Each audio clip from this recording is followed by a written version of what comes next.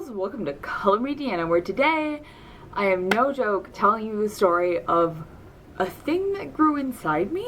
Okay, so it's the summer of 2016, actually the spring of 2016, and my insides are like, whoa, I'm in pain. And then the other part of my insides are like, whoa, I'm in more pain. If you don't know that I'm referencing the history of Fall Out Boy told by Brendan Urie, then like, what kind of emo are you and how'd you find my channel? But actually, I went to visit a friendo in a different state, very adjacent to mine. I'm like, it wasn't that far of a trip, it was fine. I hadn't seen them in a bit, so I was like, yeah, I'll go visit you at college, it'll be cool. There's a hair in my mouth. Thanks, Shiloh.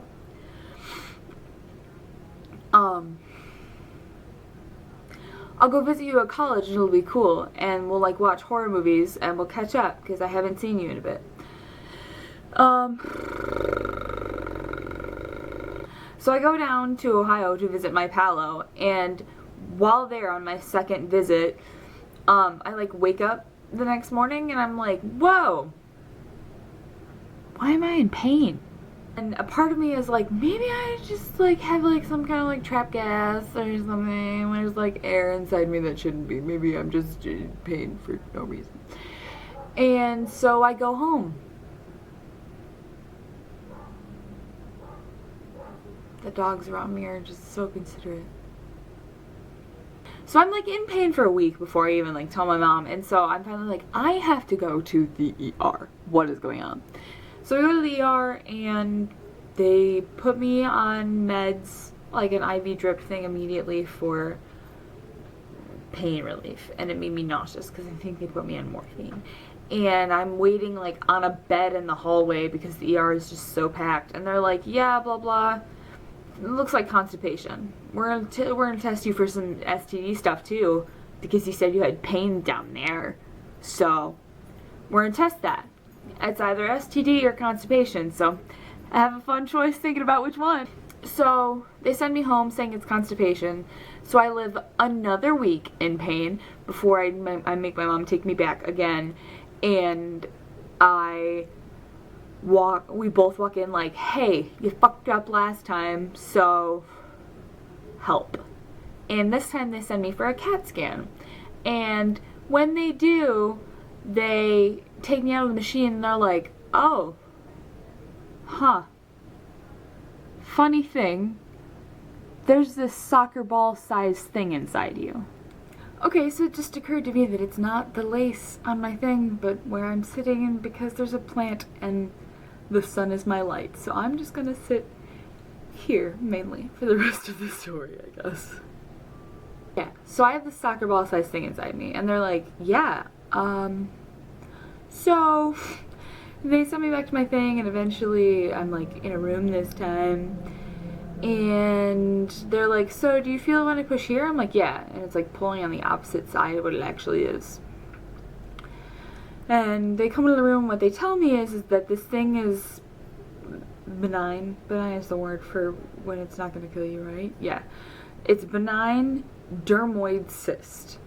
And what that is they're very common actually, which is strange. Normally on like the eyes or head, from what I remember Googling, they sometimes can grow teeth and hair and a bunch of other crazy things. So, come to find out, when I was a baby, like growing inside my mom, there was a germ cell that like molded and changed into this thing, and it was growing with me. It grew a centimeter for each year I lived. By the time it came out, it was 19 centimeters big. It was the size of a soccer ball. I named her Priscilla. She had blonde hair and a tooth inside her.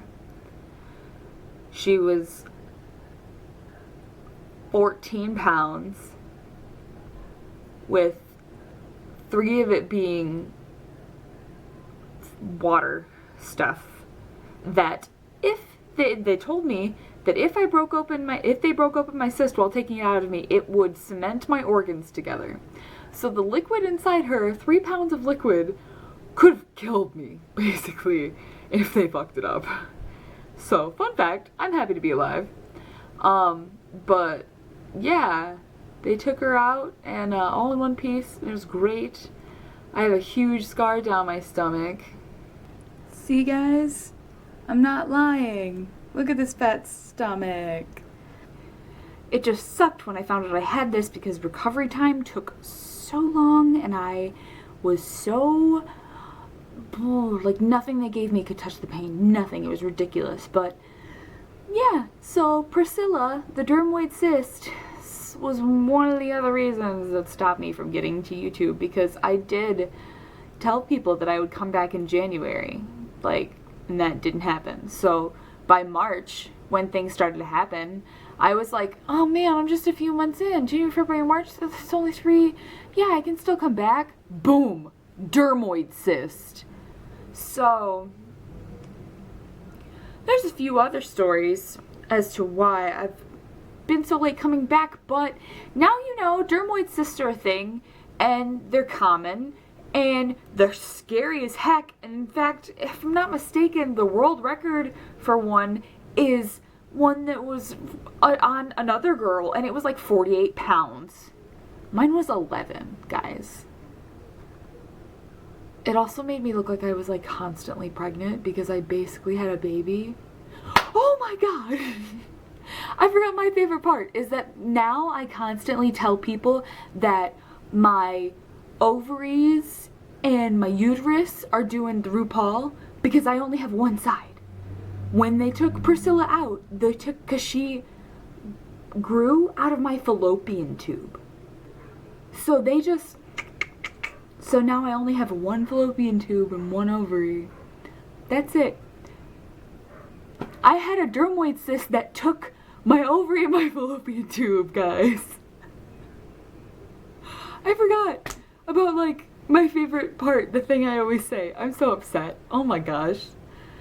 But yeah, there's your tack on to ending. Anyways, I hope you guys enjoyed this video. I hope you guys enjoyed the story. I have tons of crazy other ones, so if you like this story, give it a like, and maybe I'll do more story times. We'll see. Please do all the lovely things you do. Like, comment,